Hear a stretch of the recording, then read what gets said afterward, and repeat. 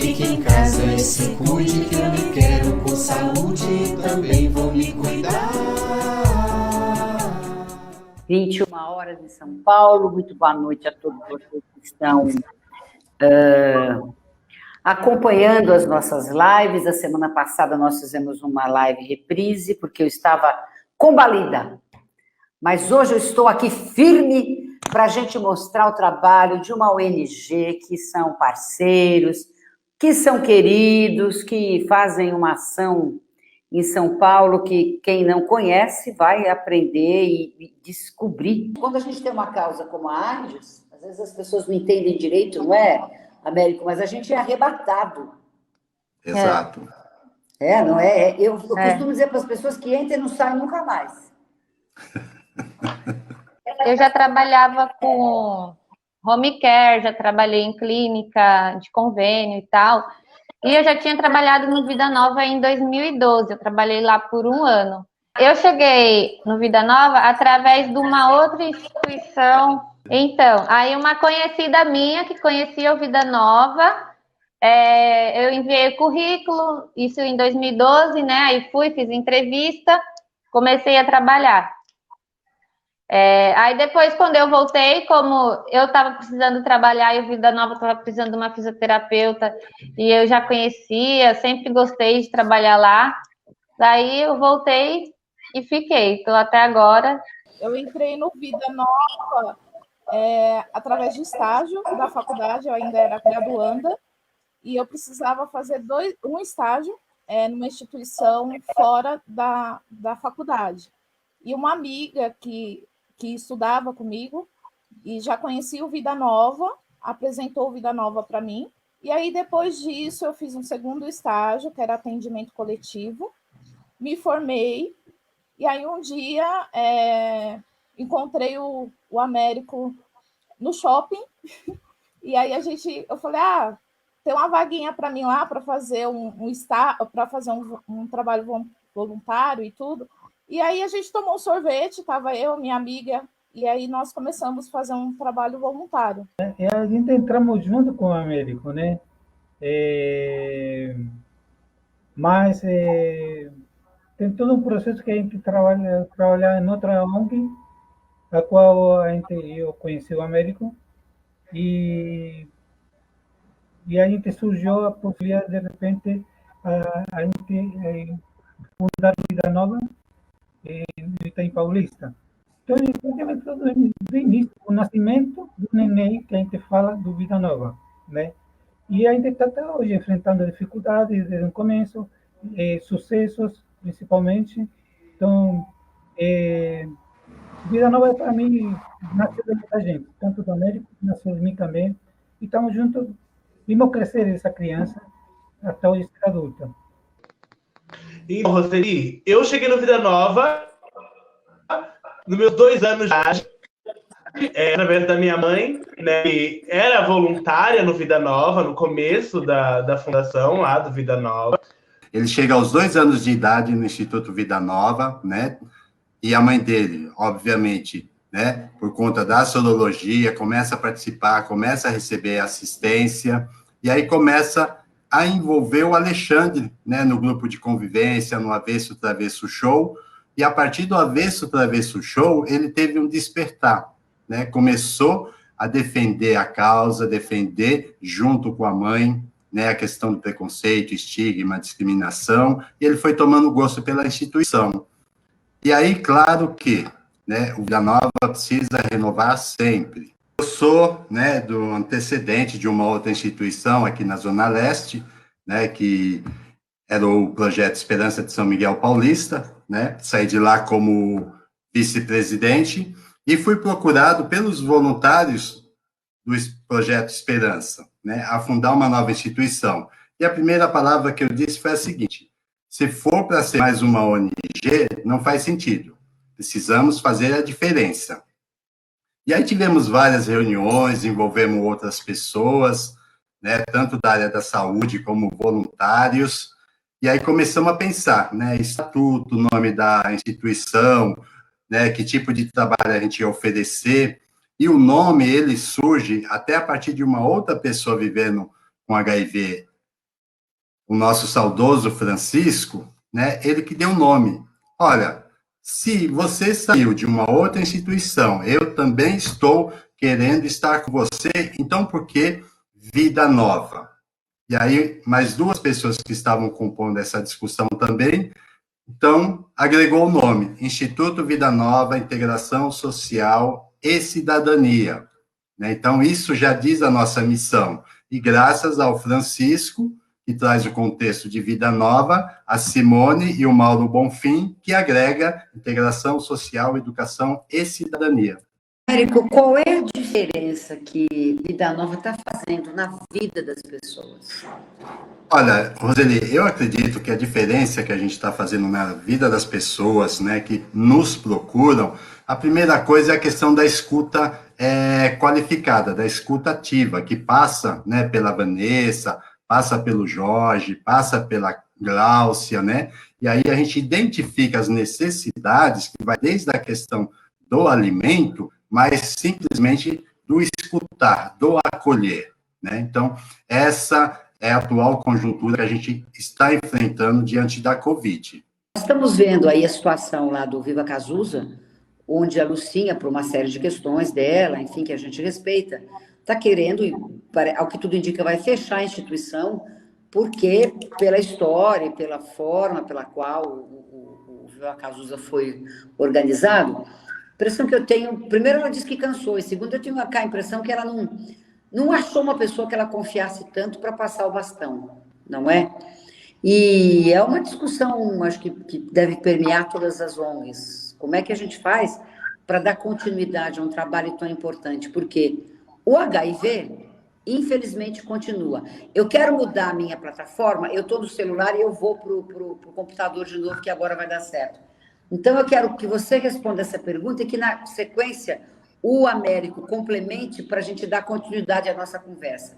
Como é que a gente faz? É um grande desafio as ONGs continuarem com o seu trabalho, porque, infelizmente, o HIV continua. Como é que a gente faz para preparar sucessão, Jorge? Eu sempre pensei, a gente tem um grande carinho por estar desde o início da instituição, né? Como que a gente fica um pouco ciumento daquilo que você começou. Mas a gente tem que ser real, né? De que precisa isso, passar o bastão para frente. Eu só acrescentando o que o Américo falou referente ao Alexandre, uma vez no ensaio do Avesso Travesso, eu me dirigi a Alexandre frente a todo o pessoal que está do elenco, e eu falei, os jovens, que isso é o futuro do Vida Nova, né? Porque um dia vamos ter que deixar de trabalhar, né? E dar continuidade com um pensamento novo, uma pessoa bem mais jovem, e preparar também para a linha da condução da instituição como é o Vida Nova. Então, o Alexandre sabe muito bem como é a conduta e eu faço prevalecer muito o estatuto da instituição, né? Então, começa por aí. Mas, e não temos que entregar, isso é natural da vida, é de qualquer ser humano. Você se aposenta de qualquer outro emprego e outra pessoa vai ficar em outro lugar. Fundar uma instituição é muito fácil, difícil é manter, né, a sustentabilidade técnica, política e financeira, principalmente a financeira, né? E aí, quando a gente fala da questão, né, de passar o bastão da sucessão, a gente busca pessoas, né? A gente identifica, a gente orienta, a gente reza todo o estatuto, né? Mas é difícil, porque muitas pessoas, e nós já tivemos experiência, né?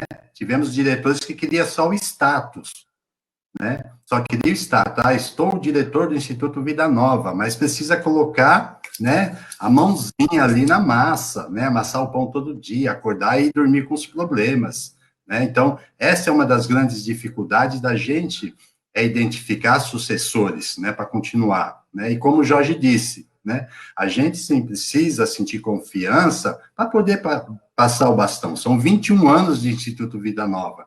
Então, a gente também não pode perder esse legado, né, meramente colocando pessoas e deixando a coisa acontecer, né? Mas o difícil é trazer pessoas que queiram assumir responsabilidade de fato, né? E assumir responsabilidade de fato, né, é trabalhar, é buscar captação de recurso, é manter as atividades, é elaborar projetos, né, é fazer prestação de conta, é contratar recursos humanos, é contratar voluntários, né, e principalmente, né, ser uma instituição que acolhe o seu público-alvo. Né? Então, é difícil compor uma diretoria, Roseli. Vanessa, você acha que essa dificuldade que existe, que o Américo, que o Jorge estão trazendo para a gente, é uma dificuldade ainda porque o tema não é um tema onde as pessoas se sintam talvez mais à vontade para lidar? Na realidade, eu quero saber o seguinte, você acha que ainda existe no imaginário das pessoas um receio em relação à questão do HIV e da AIDS, um receio muito forte? Infelizmente, existe. Infelizmente, a gente, nos atendimentos, ainda me deparo com falas: a minha família não me aceita, a minha família não entende, a família separa os objetos de uso pessoal porque tem medo da infecção. E quando se fala de HIV/AIDS, as pessoas não conhecem. E as pessoas têm muito preconceito em relação ao tema. Então, as pessoas têm esse preconceito por não conhecer. O que acontece com... o que vocês acham que acontece? Glaucia, o que você acha que acontece? Ale, o que você acha que acontece? Que falta divulgação. Olha, a gente tem 40 anos de AIDS no mundo, hein? É bastante tempo, né? É bastante tempo. O que falta para as pessoas terem menos receio do HIV, se aproximarem mais do tema e talvez serem mais solidárias, né? O que nos ajudaria a todos, tornaria a nossa vida toda mais fácil, né? O que você acha que falta, Lê? Bom, Lili, acho que quando se fala de saúde, né? Quando a gente coloca uma saúde, é muito complexo falar de tema, trabalhar em cima desse tema, porque as pessoas, de certa forma, elas não mostram um certo interesse. Eu acho que falta informação e informação de qualidade.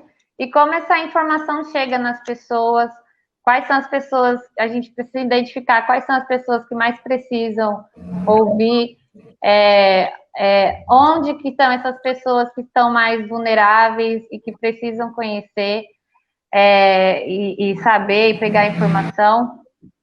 Eu acho que trabalhar também com as famílias, tanto no empoderamento das pessoas também que estão vivendo com HIV, para elas também serem um agente de informação, e trabalhar com as famílias, trabalhar com os jovens.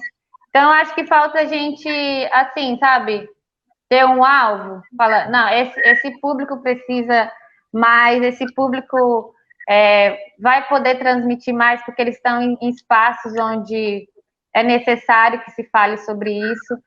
E tanto com as pessoas mais vulneráveis, acho que com os próprios pacientes, a gente faz isso também bastante no Instituto Vida Nova, a gente conversa sobre eles, informa sobre tudo, porque eu acho que quando a pessoa está informada, ela consegue transmitir, né, o conhecimento para as outras pessoas. Como é que tem sido o trabalho dos agentes de prevenção? Então, durante a pandemia, né, que a partir de março a gente suspendeu as atividades, mas aí a gente acabou identificando que as casas, né, das trabalhadoras sexuais, né, homens, mulheres, cis, trans e travestis, estavam funcionando, né? Então a equipe se organizou para continuar mantendo o abastecimento desses insumos. As outras ações foram estacionadas, mas a partir de agosto a gente começou a retornar gradativamente, né? Agora, a partir de outubro, a gente já percebeu que a logística de fornecimento desses insumos voltou a subir, né? Porque as casas continuam, e as outras parcerias, que hoje nós temos aí aproximadamente 175 parcerias aqui na região leste, né? É muita, né? E aí a gente percebe que já está voltando, as baladas, barzinhos, lounges, né? Então isso já está voltando como era antes. E aí a oferta tem sido aumentada, então a logística continua crescente. Para a gente encerrando, o que a pandemia te ensinou, Ale? Está te ensinando? Roseli, a pandemia me ensinou a ser alguém mais dedicada, mais amável, amar mais a minha família, valorizar mais a minha família, estar perto de pessoas que eu amo. O que me ha ensinado é ter mais respeito por tudo, pela vida, principalmente. O que me ha ensinado é a aproximação, valorizar mais a minha família, apesar da distância, muita saudade deles, né? E muita preocupação pelos usuários do Vida Nova. Eu acho que o principal foi assim, o cuidado com o outro, né? Porque o Américo estava até comentando que às vezes você acaba saindo na pressa e esquece a máscara. E a gente eu já percebi que a gente age assim, às vezes você esquece de pôr a máscara, você pede desculpa para outra pessoa, né? Porque assim, esses cuidados não são só cuidados individuais. Você se cuida, você está cuidando de todo mundo. Viver o hoje. Eu acho que o amanhã não pode existir.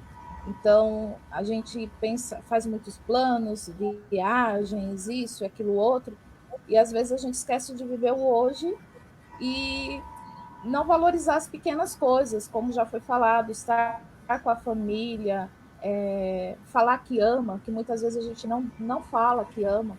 E diante dessa pandemia, né, a minha família trabalha na linha de frente, então os meus 2 irmãos, então assim, o risco de falar assim, de repente eles podem ser infectados e pode vir a óbito. Isso causa muita dor. E hoje a gente já se habituou, né, como eu falei, mas é viver o hoje, é falar que ama hoje, porque amanhã talvez não dá mais tempo. Então, eu acho que é viver o aqui e agora e valorizar. É a cuidar um pouquinho mais de mim, principalmente do Jorge, né? Mas eu quero destacar aqui que a pandemia também não só ensinou, mas também mostrou que a gente tem um país que não está preparado para enfrentar a pandemia. Temos uma secretaria, uma política de assistência social que não funciona, né? Eu espero que essa pandemia, né, que os nossos governadores, né, pensem em estratégias para que daqui 10, 15, 20, 100 anos, numa situação como esta, ou pior, esteja melhor preparado. Fiquem com Deus, saúde, ó.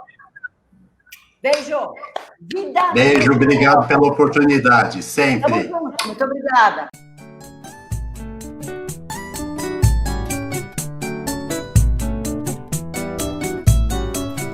Fique em casa e se cuide, que eu me quero com saúde e também vou me cuidar. Cantarola, um pixinguinha, um Noel e um Braguinha e a princesinha do mar. Nunca perca esse sorriso, mas que nunca é preciso soltar a voz e cantar. Pra que todo mundo lembre que a vida segue sempre, tudo isso vai passar. Faça algo que anime, jogue cartas, veja um filme, mude as coisas de lugar. Toca um samba do Vininha, tá tocando na caixinha. Ah, eu sei que vou te amar. Pegue um livro na estante, toque um violão e cante. Pare um pouco pra pensar. Não será o fim da linha e, como disse Gonzaguinha, nunca pare de sonhar. Nunca pare de sonhar. Pare um pouco pra pensar. Nunca pare de sonhar. Nunca pare de sonhar. Soltar a voz e cantar. Nunca pare de sonhar. Nunca pare de sonhar. Pare um pouco pra pensar. Nunca pare de sonhar.